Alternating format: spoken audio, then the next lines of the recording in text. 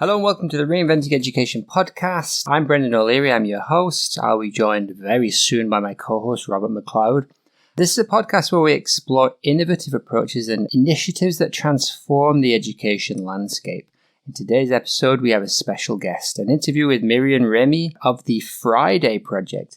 Miriam's work with the FREI project aligns perfectly with the big ideas of reinventing education.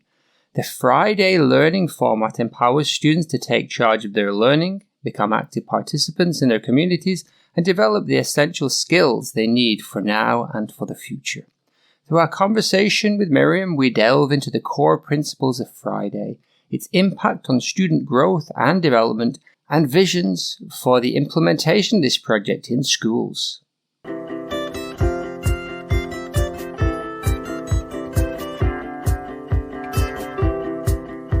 All right, then Miriam, let's begin. Maybe you can give us a little bit about your background, how you got connected to schools, and what led you into the FREI project. Mm-hmm. Yeah, I think I'm very much into learning myself. So when I was a student, I was sometimes very frustrated about the way the lessons were organized. I think this has really pushed me through my studies at university, and I decided to try and make it better. So I became a teacher. But as soon as I started working at schools, I noticed that there are so many boundaries and limits for the way I want to teach. So I used this frustration to change the level, and I decided to try and see if there are possibilities to change the educational system. And here I am. Right now I work for an organization called Schule im Aufbruch, which is really constructed as a supporting network for all the teachers and headmasters and mistresses who really want to change the way of learning in their context. And we built up a network to just empower them and to give them all they need in order to be active in this field of transformation. Yeah, and myself, I've had, experience with the German system. For those listeners who may be not quite as familiar, correct me if I'm wrong, but my general sense is there's two incredible polarities in the German system. There are those, the Beamte, very, like set in my ways, I'm going to teach as I wish to teach and, kind of do the same things. But from the people we've spoken to, it also creates the opposite polarity of folks like yourself who are really interested in reinventing things or like very new forward thinking possibilities in education. And I'm just curious, when you kind of brought these ideas of change, did you meet that polarity of those who are excited by these new ideas and gather support? Was there pushback to some of these ideas at first? Yeah, usually there is. So wherever I am and wherever I'm invited to work with the staff members, it's always both. There are always teachers who are very interested and really feel drawn to changing things, and others who are maybe very frustrated also and just don't know how this could ever be possible. And I think my task is always to show ways how things can become possible. And that's like a journey. It's like learning together, exploring new possibilities, and it's an adventure. And having seen one of your presentations, I realize that there are many different things that you can staff or bring to schools. The one we're really interested to speak about today is this idea of FREI. And for those listeners who might not have any German background, the FREI is FREI, as in like free in Germans. But could you walk us through what are some of the components and the ideas? What does FREI look like in some of these schools that you've introduced it in? Mm-hmm. FREI is basically like time for students to explore really urgent questions they notice in the world. So it's not a teacher who says, wow, look, I've got something very interesting for you. But it's the students themselves who have got time to do a lot of research on issues that are very dear to their heart or that they are worried about. And we take it 2 steps further. It's not about doing the research and understanding the problem, but it's rather about doing something about the problem and exploring possibilities to find solutions together. And the framework is based on the SDGs, which we are committed to achieve until the year 2030. So there's not much time left, and we really need students and children and young people to participate in finding solutions for all these areas of our lives, which are in crisis or which are very difficult and should change as fast as possible. So students are invited to make suggestions how things could be organized in a different way. And it's them who decide which focus they want to set. And it's always about exploring the world. It's opening the classroom to the world with regard to the issues that we deal with. But it's also about leaving the classroom and entering the world, because it's out there that the students do their projects. So it's really involving the whole local community, institutions outside of school. And it's beautiful, very powerful, and also very inspiring for young people to meet people from all over the city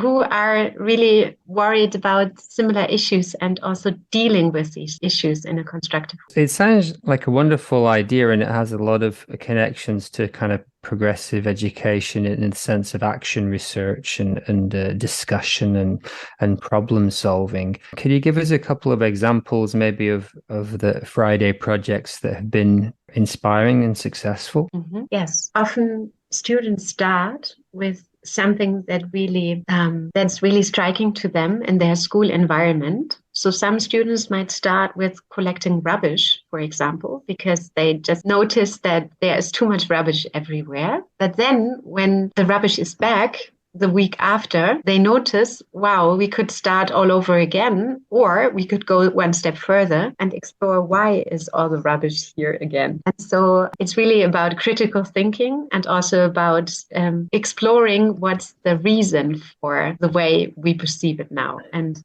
so the next step could be that they talk to the staff manager or the facilitator of the building to find out what can we do about the rubbish. So this is really for us the moment when empowerment takes place, when students learn that they can really address other people who are empowered to decide to make a difference and to change the situation for the better. And this can be the local administration, this can be the headmaster, this can be a company around the corner, can be anyone out there in the world. So it's also about really participating in democratic life by taking action and addressing those in power. Yeah, absolutely. And that would mean the role of the teacher is changing. Again, you mentioned this on your site. And so does your team work with schools and teachers to get educators to kind of see why this is valuable and how to structure those kind of projects? Yes, that's really my main task, I think, to really empower the educators and to build their capacity for offering these learning opportunities. In the German school system, this is very unusual. The teachers have actually been trained for another form of lesson. And so in this Friday context, all they do is to support the learning of the student and to open doors, to ask good questions, to do a lot of coaching, to encourage them to not give up. And that's very unfamiliar for a lot of German teachers. So my role is really to offer a lot of tools and reflection and capacity building for the teachers involved. Yeah, one of the first things that comes to mind is that projects like this can take a lot of time inside a school day that's already kind of busy. How do you kind of work with schools who say, like, of course, we love this idea, but we can't devote 4 hours a day or a week to these kind of plans? Mm-hmm. Yeah, I think this is really the pain point for a lot of educators, because they notice there is so much we need to do, so many issues we need to tackle during the lessons. We don't really have time to train these other competencies, but we turn around this perspective and we really ask, so what is your overall aim? What do you think students will need in their future in order to succeed in their life? And as soon as we start talking about these, teachers realize, oh, wow, we are not really preparing the students for what we want them to be prepared for. And so we use this moment to go back and to think from our goal back to, okay, if this is the goal, then how can we offer time and space for students to really build their capacities in this area? But then of course, it's also courageous from the part of the teachers to say, okay, let's try if we can find other forms of learning which really enable students to learn in these areas. In the German school system, in all the subjects, you have all these competencies which are written down in the curriculum, but most of the time, by the traditional way we teach, we do not really foster these competencies in every single lesson, or not the way we do it. So the Friday can also be one possibility for the teachers to really address these competencies. Yeah, I noticed that. I worked in Germany for a few years, and when me and Rob would look through the curriculum documents, of course, there would be some specific skills-based objectives, but there would usually be like 20 or 30 pages setting out the philosophy of transdisciplinary learning and then application to the world. And then, some teachers take those things on board, but a lot of people, they skip that part and go straight to like, this is a specific skill or piece of knowledge. One of the things that I picked up, Miriam, from your presentation that I really liked was when you were talking about some of these higher order thinking skills and application real life processes, was this idea of where in our week do we provide a space for students to try these kinds of things and potentially fail and have that be used as a learning experience as opposed to something for punishment, whatever. Where are we providing students the opportunity to explore these things and be coached, be fostered in the ability to develop these strong competencies that you're talking about for life? So maybe for someone who's still new to this idea, the idea as it is, as I understand it with this Friday, is that you're selecting most often one day of the week where most schools would block off roughly 4 hours or so. And those 4 hours of time is the time in the week where students would work on the kinds of projects you were talking about. So an issue that is important to them, real life connections, real life action, exploring the critical thinking, why this is happening. And I guess, as we were saying, the role of the teacher in this is evolving, where there is like a coach or a support for the student's project. And I guess ensuring that, sure, the other 4.5 days of the week can be more that curriculum focused stuff if necessary, but we're ensuring that there is this time set aside in the week for these kinds of higher order skills. Is that an accurate way to put it, or would you add or subtract anything from that? No, I completely agree. And I would like to add that it's really a lot of basic competencies that are part of tackling a real life project. I mean, what do you need to do? You need to do a lot of research. You need to read text, listen to people, do an interview, explore whatever, So there are so many competencies which we need in order to be able to do our project. So in a way, it's really helping the students also to develop their skills in all the different subjects. But it's not the only purpose. Yeah, it's not because now we only want to do mathematics, but no, we do mathematics and we change the world. So it's really taking everything one step further. And as soon as teachers understand that there are lots of competencies from their own subject that are really fostered through this project based learning, then we have them on our side. And I think it's really, we need to change our understanding of learning, because it's in situations that we need competencies, and it's in situations that we can apply these competencies or build them. And so it's more about creating situations in which we need to grow and to develop more competencies than to just talk about these competencies. Of course, you're talking about, like, as you said, higher order thinking skills and applying your learning. And again, what I think is, I work with lots of teachers, and some of them already, they'll walk into that, they'll love that idea, but they don't really know how to do it. And so, when you begin working with a team, how do you start that conversation with teachers and kids and take those first few steps into being able to kind of identify issues and turn them into actionable solutions?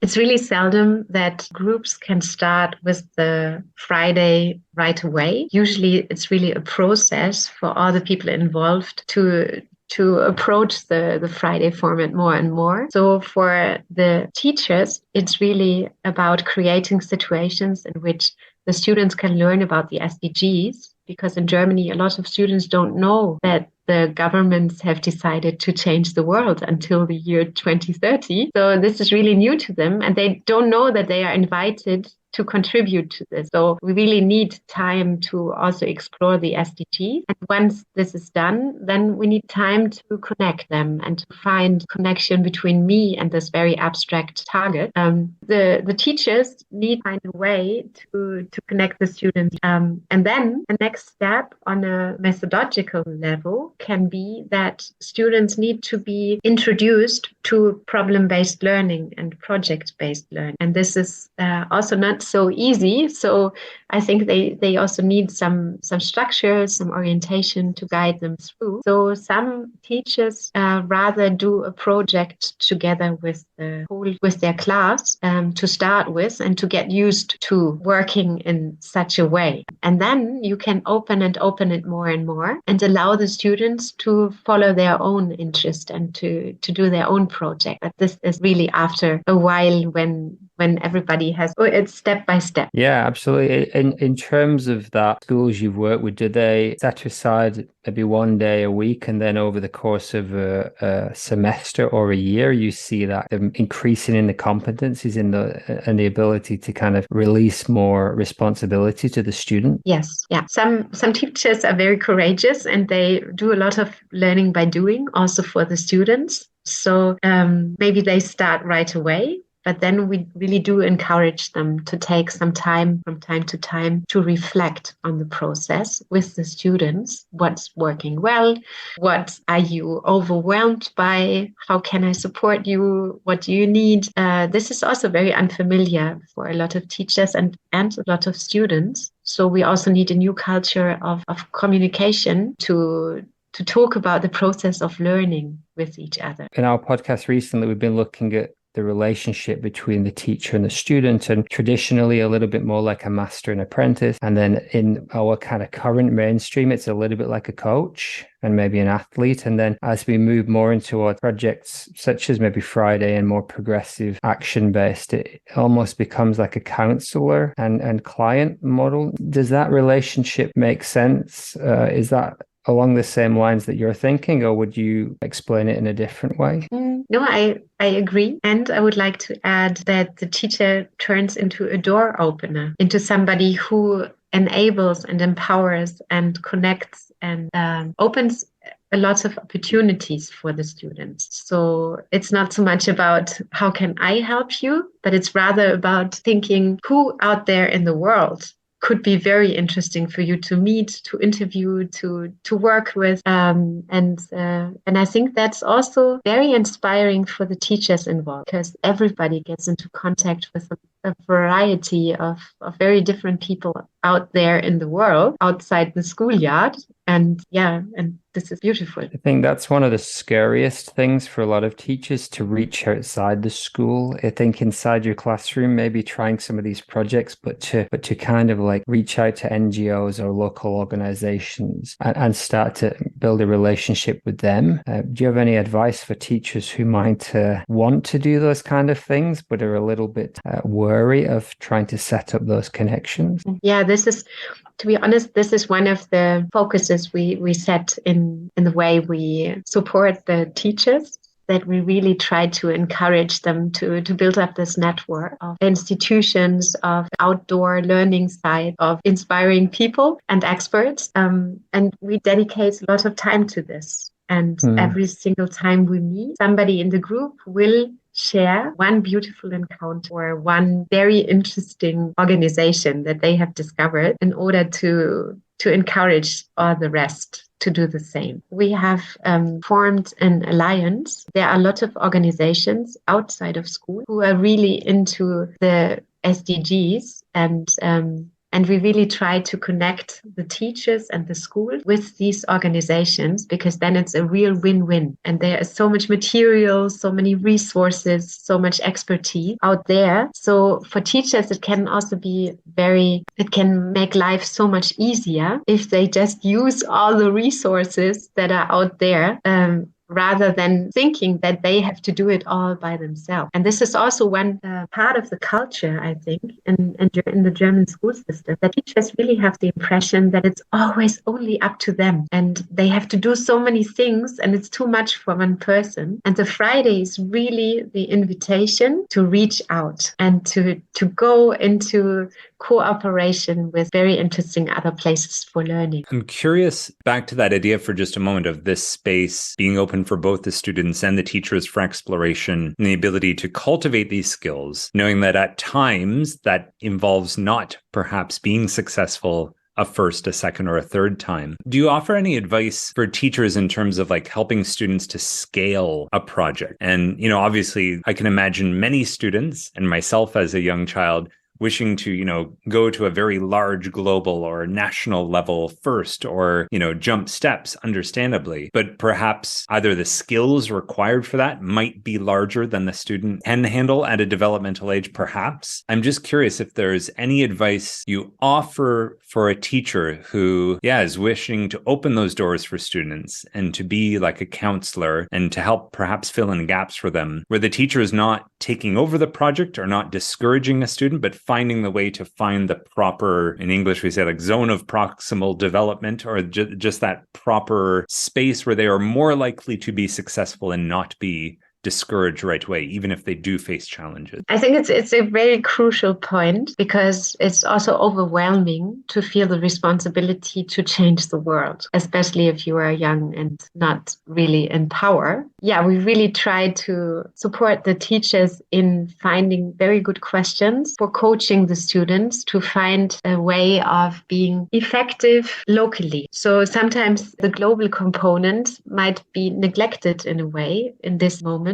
But for us, it's rather more important at this point in time that the students really have or contribute to a visible change of their own environment. And in Germany, we call this positive handprint. So the idea is always that the students leave a positive handprint in their surrounding, and if you use this idea for coaching the students, then of course, you can help them to find the right radius or the right level of impact. And then, of course, it's also about seeing the importance of even this and celebrating that this is wonderful, that it has changed for the better in this area. Yeah. And I think it's only one step further to see, how is this locally again connected globally, and to see these connections is just one idea further. And is there any chance you could walk us through like a typical Friday process? So with this idea of project-based learning, I know there are a few different schools of thought on exactly what project-based learning looks like, the inquiry cycles within the IB system. And obviously each project would be unique and faces different sort of challenges, but is there a general framework or general timeline or general series of steps? We recommend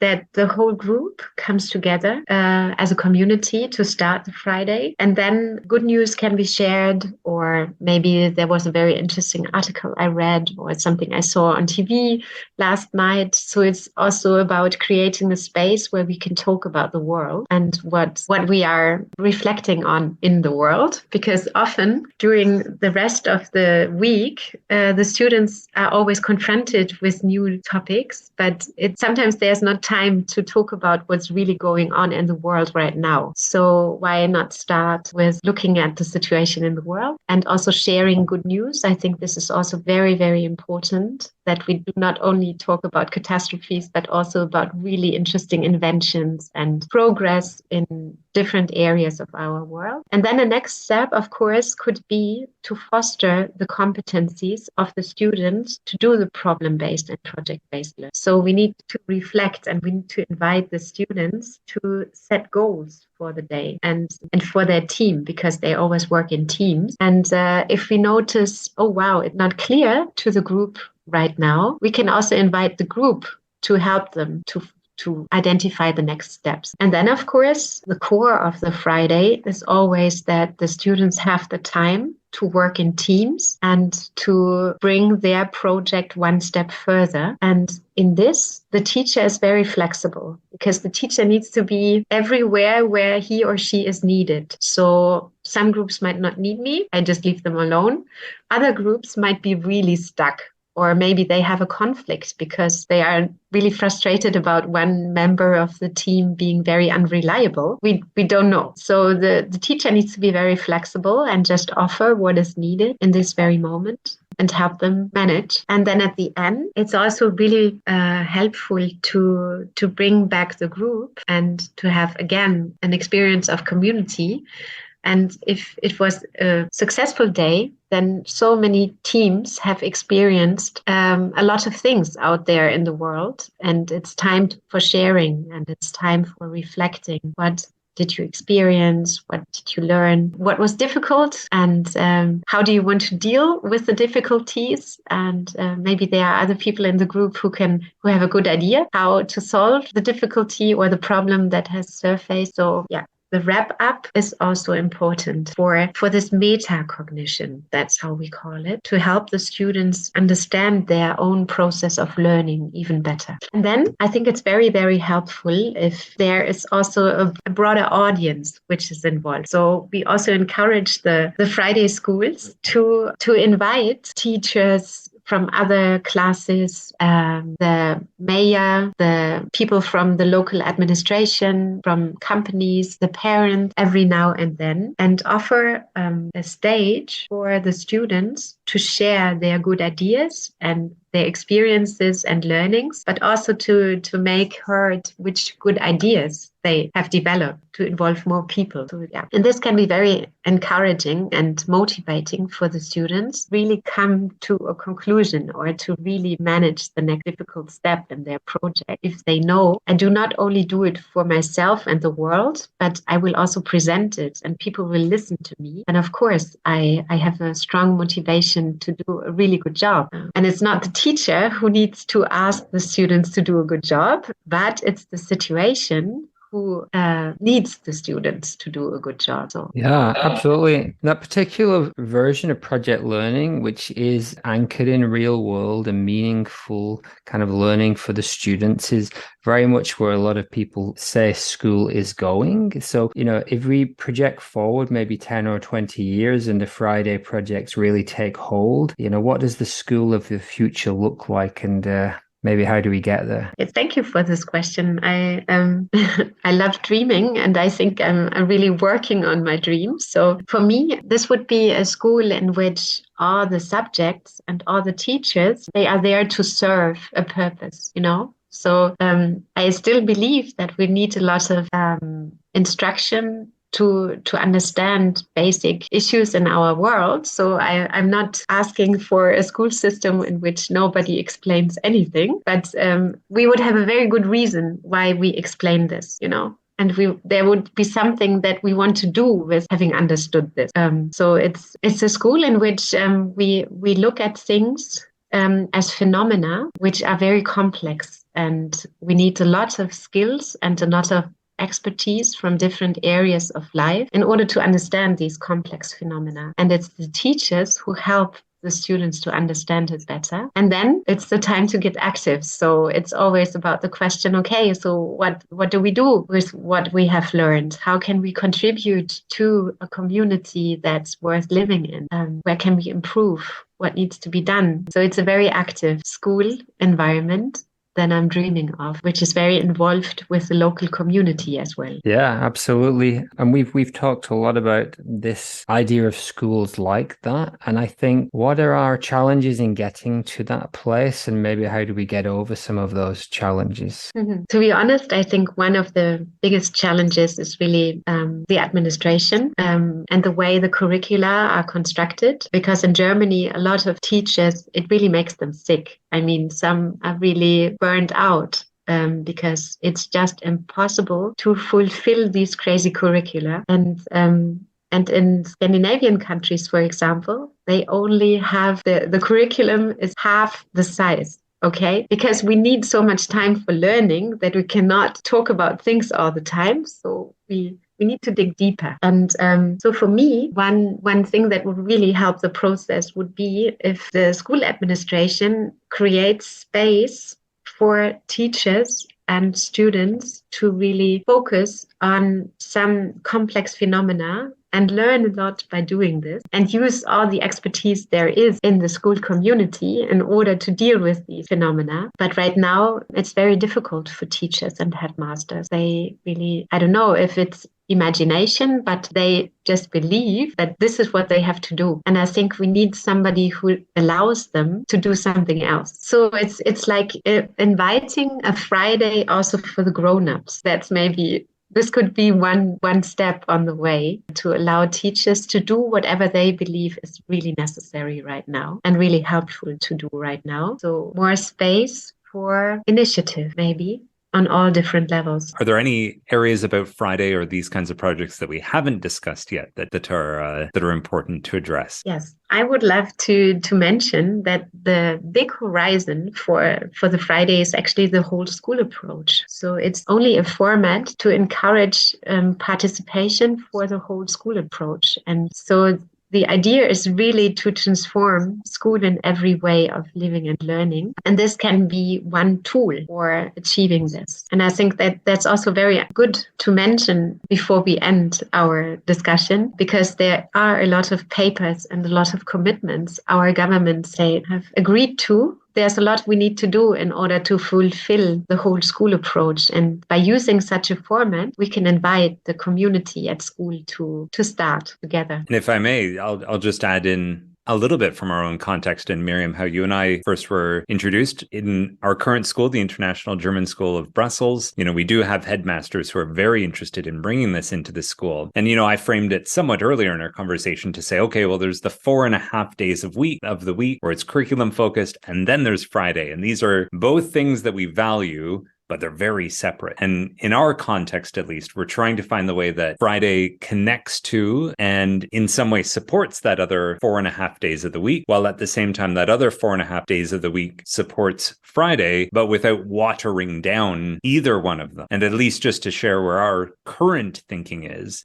to say, because, our interest at this time is still to move more towards effectively, being this kind of mainstream coach-centered approach. And how do we blend these worlds? And, our approach has been to say, okay, we can look at, cross-curricular lesson, but what are some of the themes that we're already doing in our lessons in those 4.5 days of the week? Not adding something new, but what are we already doing across those subjects? What connections can be made across subjects? And then connect those to the 17 Sustainable Development Goals. And then not force that into the Friday time, but use that as a reference point during Friday to say, okay, well, we are already talking about some of these ideas or skills in our other subjects, and how might that cross over to Friday? But also being very cautious that we're not trying to impose extra things onto Friday, but rather at this early stage of figuring out what Friday would look like for us, how can we ensure that these are not just completely isolated, separate things? And I'd just be curious if you have any examples from schools that you've worked in who found ways to integrate the two to some degree, to find more of that blend between the lessons, if we want to call it that, and the Friday time. I hope that many Friday schools are exactly at this point, and that they notice, wow, in my subject, in my lesson, I can contribute so many valuable tools for you, which you can then use during your Friday project.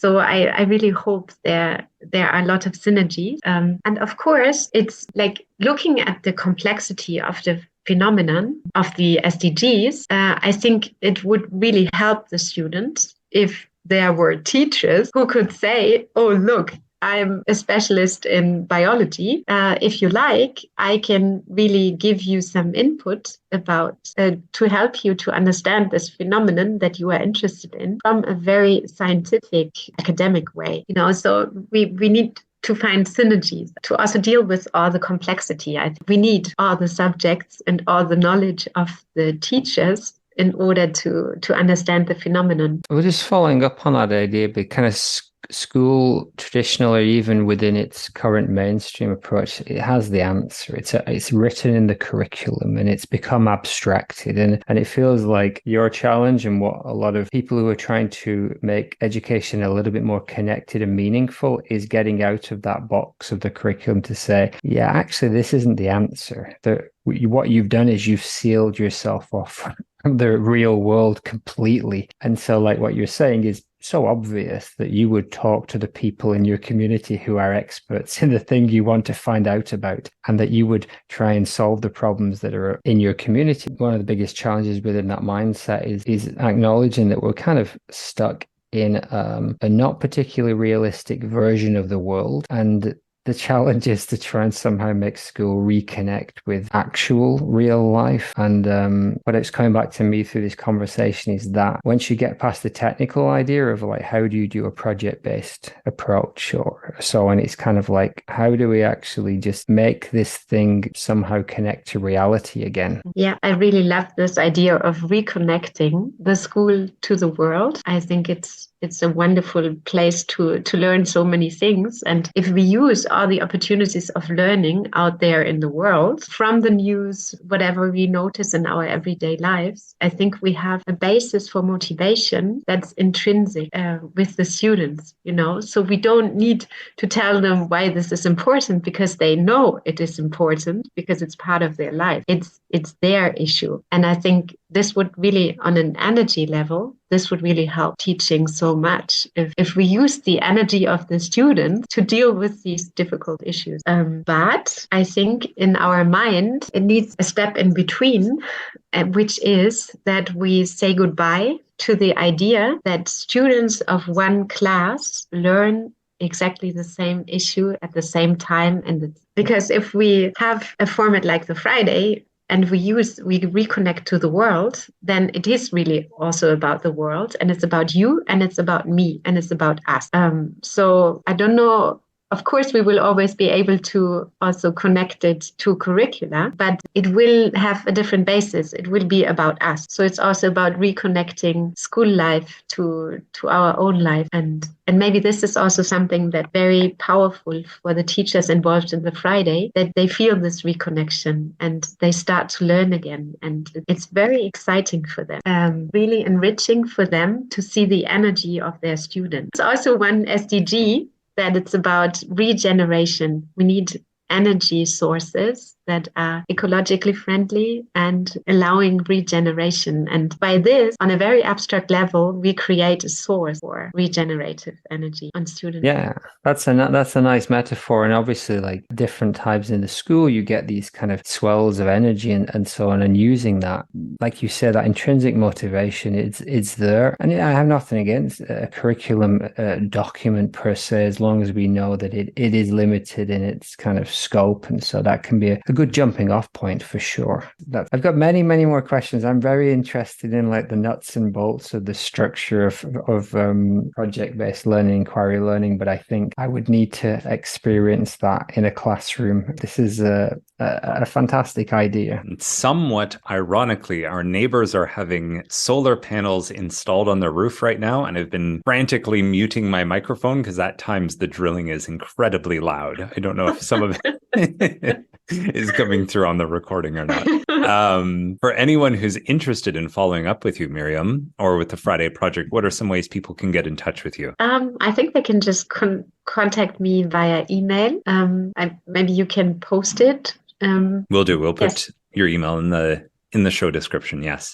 And of course, there's the homepage. Maybe interested people can also search around and find more material, more reports of experiences from the schools that are involved. I think this can be also very inspiring. Most of it is in German, however. As someone who has navigated working in a German environment, there are incredible translator apps that you can put onto websites that will translate in any language into any other language for folks. So that should be a possibility as well. Yeah. And of course, we've also got short video films that might also be interesting to get an insight into seeing students doing their project and also interviews with teachers. Excellent. Thank you very much. Miriam, it's been a pleasure to extend our conversation here today. And, excited to continue working with you and bringing this to the International German School. And hopefully a few of our listeners reach out as well with questions about how they might bring it to their context. And obviously, just in case this has not been stated or made clear, I think it's safe to say the FREI project is not exclusive to the German system, but rather any school system worldwide could adopt this model. Definitely. Yeah, thank you too. It's been really interesting to listen to your questions and very inspiring for me as well to think about the Friday format once again. Thank you very much. Thank you very for your much. time, Miriam. Okay. Excellent.